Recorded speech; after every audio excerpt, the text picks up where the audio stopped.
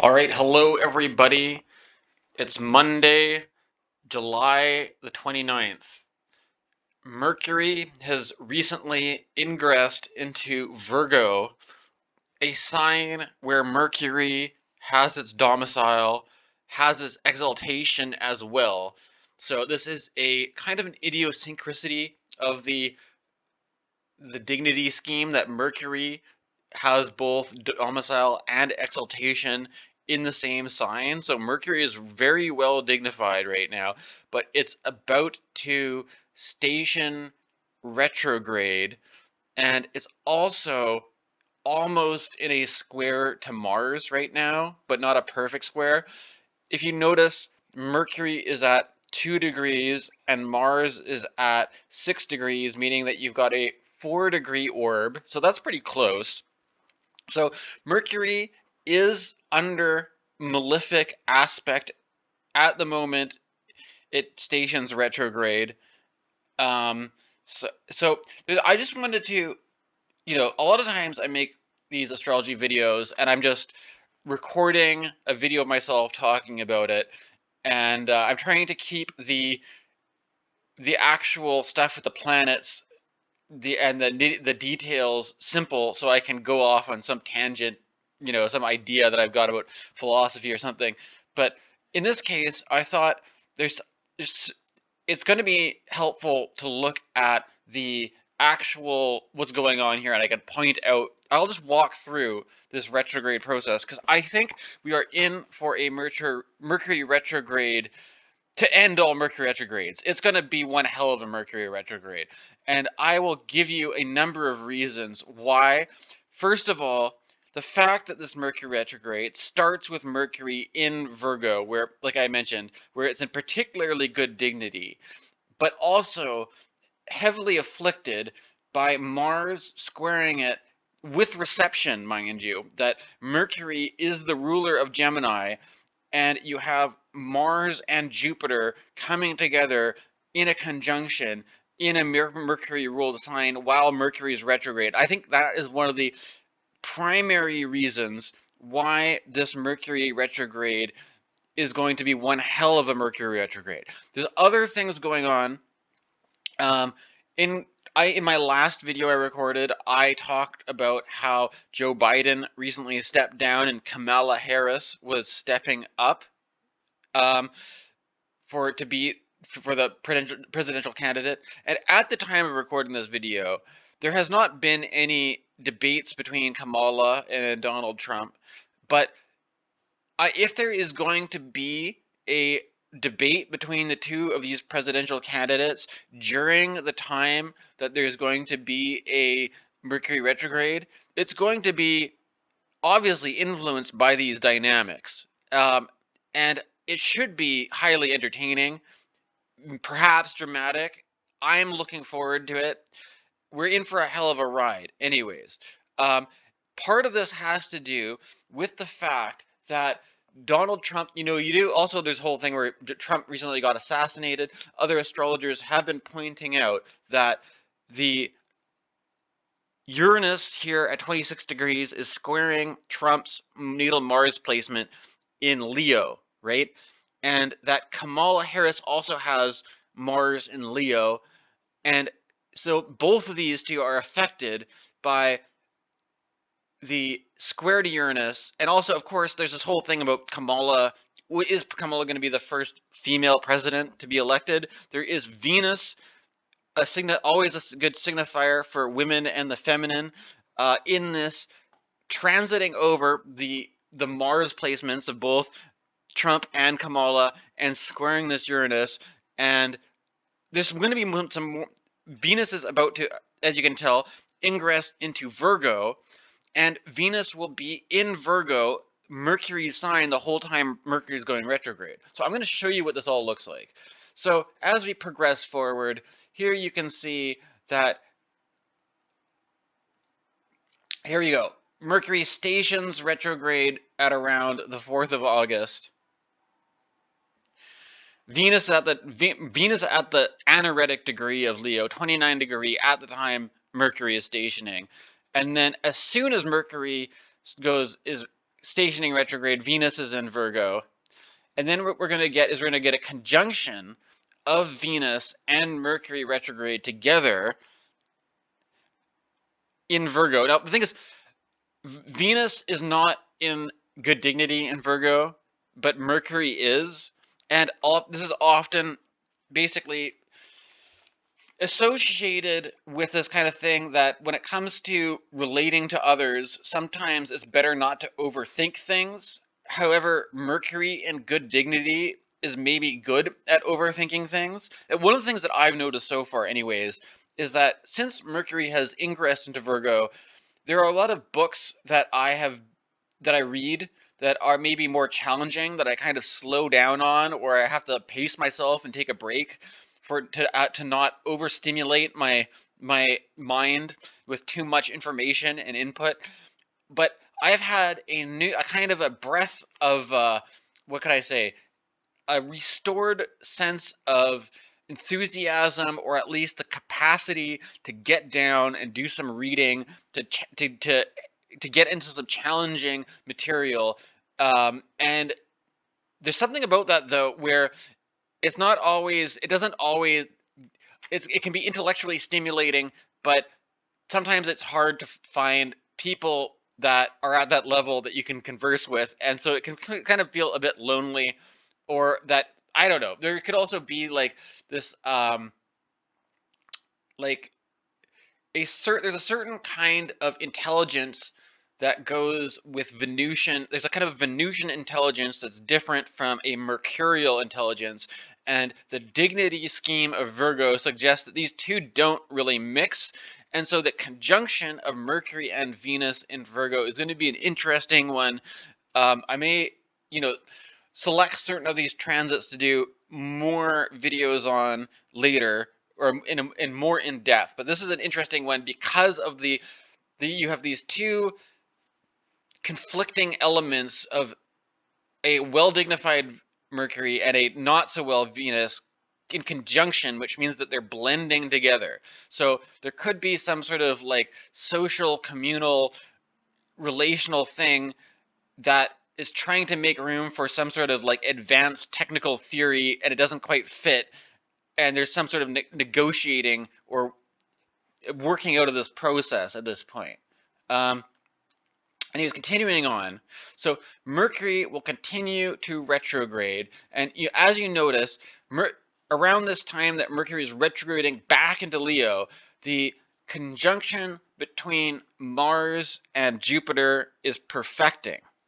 So one of the things that's interesting about this is that as Mars Jupiter perfects, Mercury here is moving away from the aspect. But meanwhile, Venus is moving towards it. So there's going to be something happening where Venus is in not so great dignity, and Venus is going to get caught up in this conflict. That square is of the nature of Mars. So there could be some kind of tension or conflict. Of course, I mean, I don't have to get into all the politics stuff that's going on right now, but that could have something to do with it. Jupiter and Mars. One thing that I've noticed since Mars and Jupiter have been together in Gemini is that there's been a pattern, like people may, in conversation, Gemini is all about communication and it has a bit of a chit-chatty quality. There's some people may be speaking louder than necessary. You ever have a conversation and you ask somebody a question and you're just like, you don't have to scream at me. You can lower your voice, right? There's something about this kind of like Mars and Jupiter, to me in Gemini, feeling like a big mouth, a certain loudness. This feels like a very loud and obnoxious conjunction, and the Venus tends to like things which are a bit more peaceful, a bit more harmonious. But there's like the Mars and Jupiter could be kind of loud and obnoxious, and they're being the conflicts, tensions set off by that. And this is also all happening as Mercury is retrograding out of where it's in dignity into Leo, and then as soon as that happens, Mercury it's back into a square with Uranus, right? And reminding you that we already had Mercury cross the square with Uranus, and at the time that that happened, there was a major tech disruption where you had blue screen errors at airports, you had blue screen errors at hospitals, and this was all due to some security software that had a bad patch.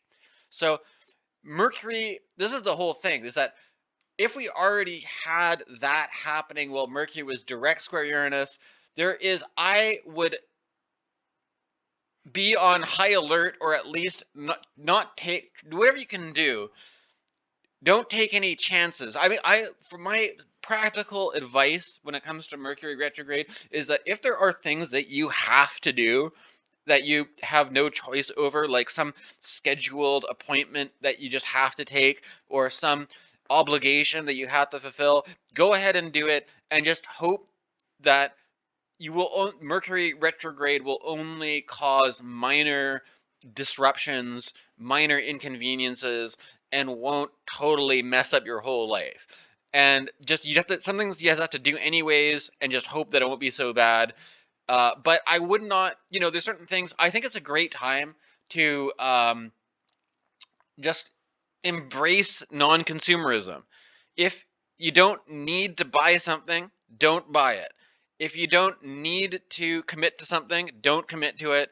If you don't need to start a new project, don't start a new project, because Mercury, we've already shown that Mercury in this alignment square to Uranus can disrupt things and cause all sorts of technological breakdowns and outages and stuff.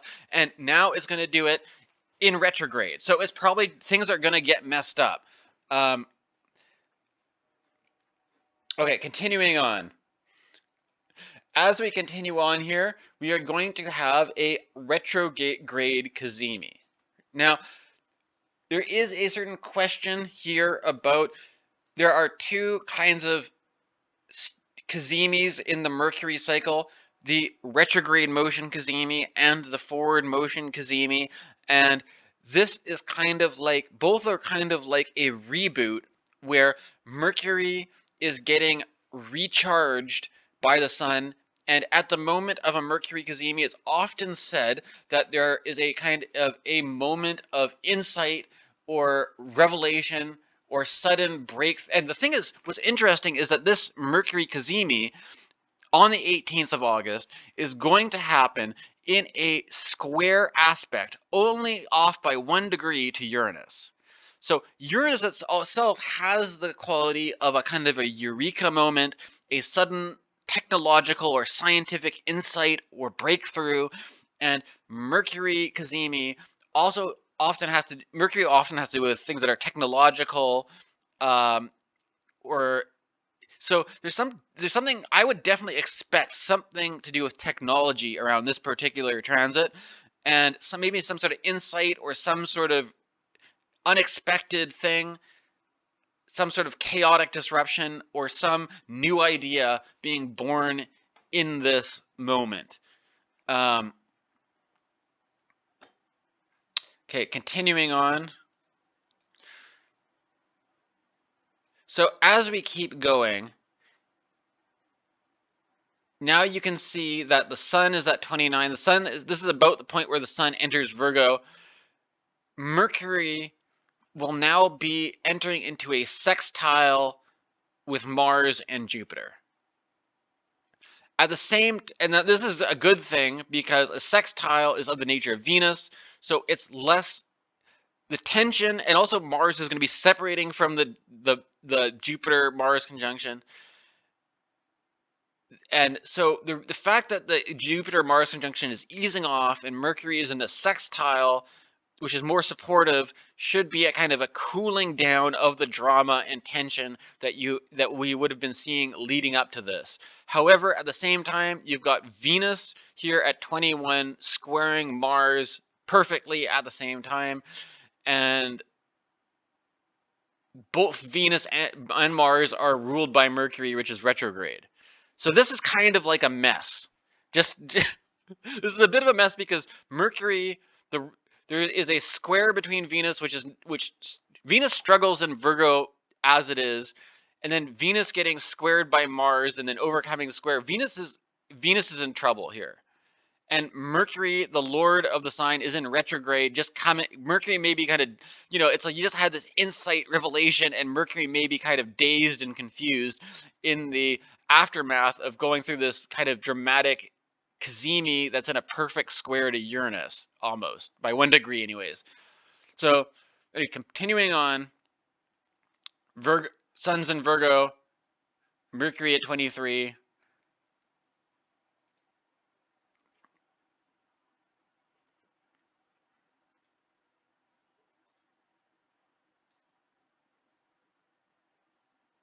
Now, this is interesting. While you've got this happening, Venus here will be making the trine to Uranus. And one of the things that's also interesting is that Pluto is retrograding at the 0 degree point, and Pluto is going to be going back into Capricorn for a little bit. But this is basically like a grand trine that's almost a grand trine, but Pluto's so close, it's only 3 degrees. It's like an out of sign grand trine with Pluto. Depending on how nitpicky you are about things being inside, I would still think this would be applicable.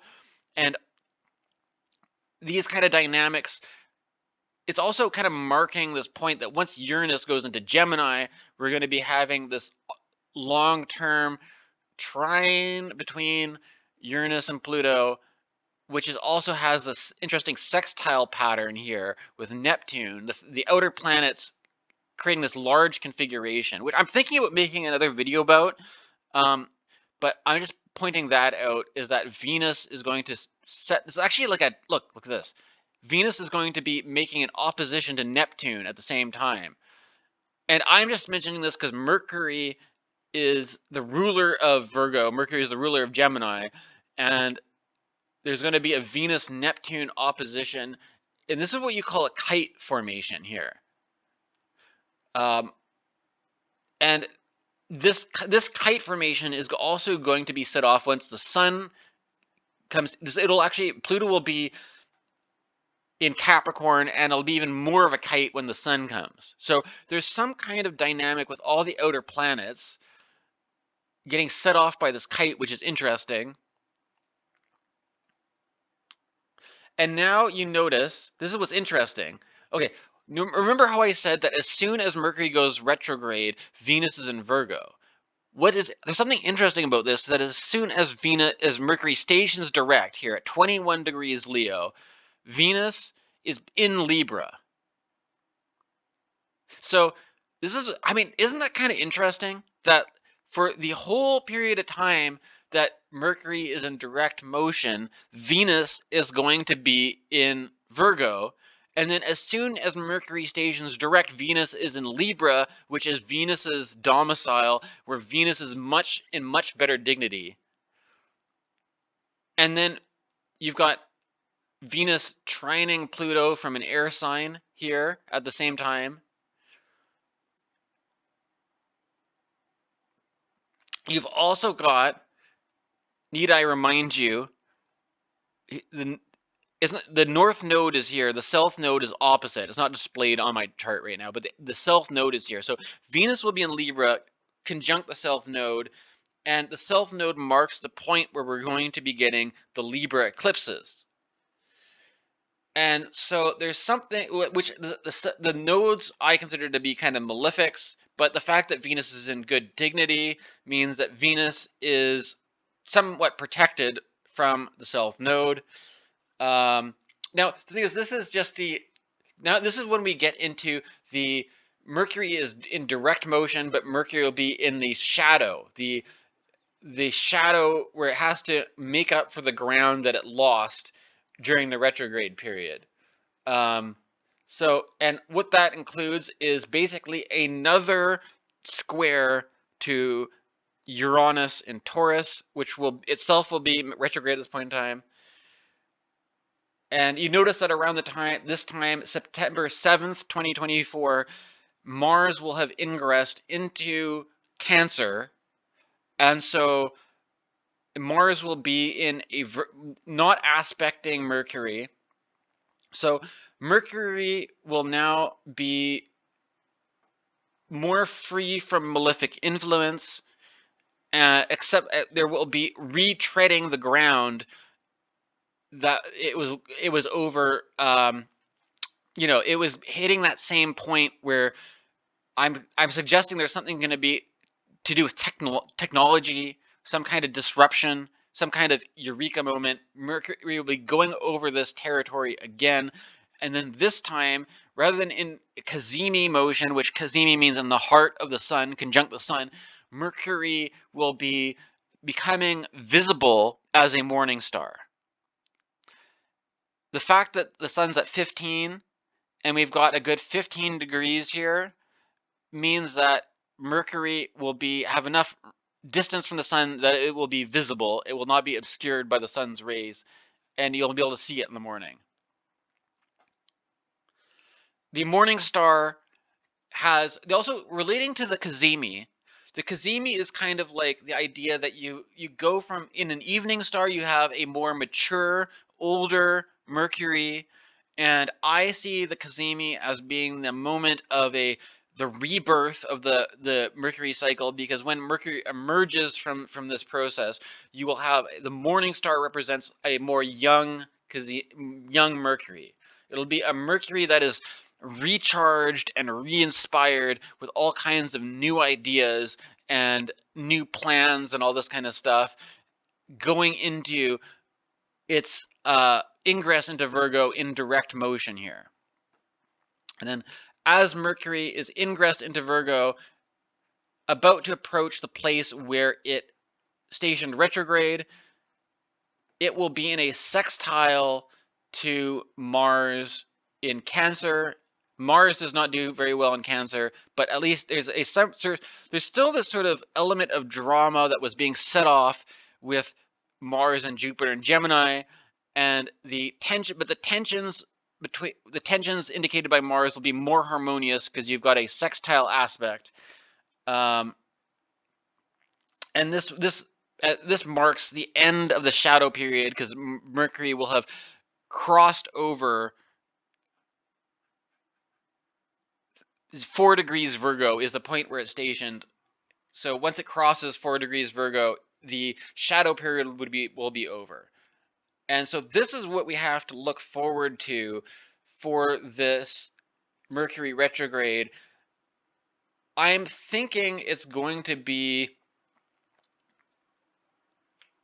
basically between the most important things that I think to keep track of here are going to be the Mars and Jupiter conjunction in Gemini, because that's a Mercury ruled sign, as well as the squares between Mercury and Uranus, because we've already seen the technological disruptions that have happened from this transit already with all the blue screen errors, right? That's going to get set off again. So do whatever you can to cover your ass technology wise, and don't make any commitments that you don't have to, because there's a disruptive quality with the aspects to Uranus. And then what's also interesting, of course, is all the stuff going on with Venus in Virgo, and how Venus is going. Well, hold on. There's something I missed here. Something that I missed is that, this whole time you're also going to be getting Venus opposite Saturn. So if I backtrack here, while Mercury is in this Cazimi squaring Uranus, at the same time you have Venus opposite Saturn. And of course, there's certain things about, Virgo is all about the fine details. Virgo has certain things that it's good at and certain things that it's not good at. What Virgo is good at is at being critical, being critically minded, being able to identify the faults and the problems and come up with clever problem-solving solutions. Unfortunately, when Venus is here, Venus just wants to Venus is more about beauty and harmony and does not appreciate, or when Venus combines with Virgo, like a critical Venus can be like overly critical about things not being beautiful enough, harmonious enough. And then when you combine that with the aspect to opposition to Saturn standing for things like old age and infirmity and limitations, that Venus may feel kind of frustrated and encountering some kind of limit or hard limit or obstacle. That Venus is also stands for desire, and so there could be a kind of like needing to curb your desires or go on a, it could be also this like pressure to dieting, or just feeling like encountering, old age, or things which are, old things which need to be spruced up and fixed or something. There's, or broken down things that need repair, you know, problems that need solving. Uh, there's all sorts, and so there's stuff going on here that is a particularly challenging moment, because you've got some moment of insight and moment of revelation with the Mercury Cazimi and the square to Uranus, but reminding you that Venus is the ruler of Taurus, so Venus is ruling Uranus, and while it's in this challenging aspect to Saturn in not so great dignity, and also in a square to Mars, which is, sorry, this is not just a, there's a lot of stuff going on here all at once. It's a T square. This is why we have these red lines here, which I should have been a little bit more on about. So I'm just going back over it again, because I'm just laying it out for you, because there's a lot of stuff to keep track of. A lot of stuff all going on at once. It's all interconnected. You'll have Venus in a T square to Saturn and Jupiter and Mars. So Venus is really going to be getting her ass kicked at this particular moment, while there's a Mercury Cazimi. It's fairly dramatic. It's not an easy transit by any means. Um,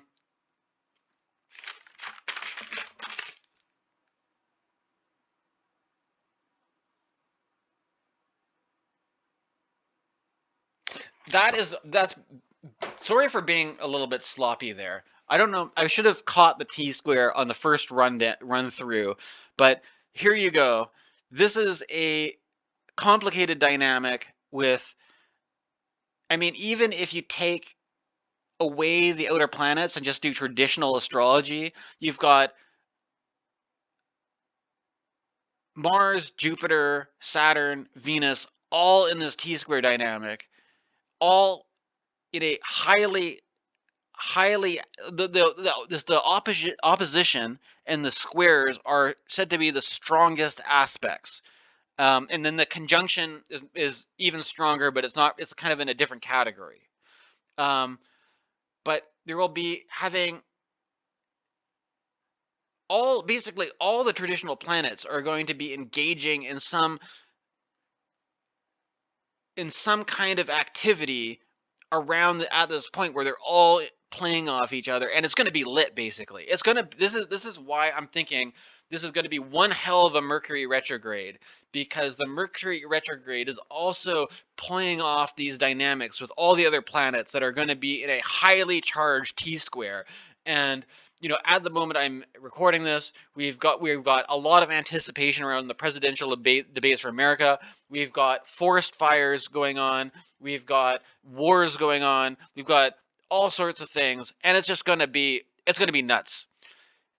So buckle up, folks, and please like and subscribe if you haven't already. Thank you for supporting the channel. I'll be back with more. Thanks for watching.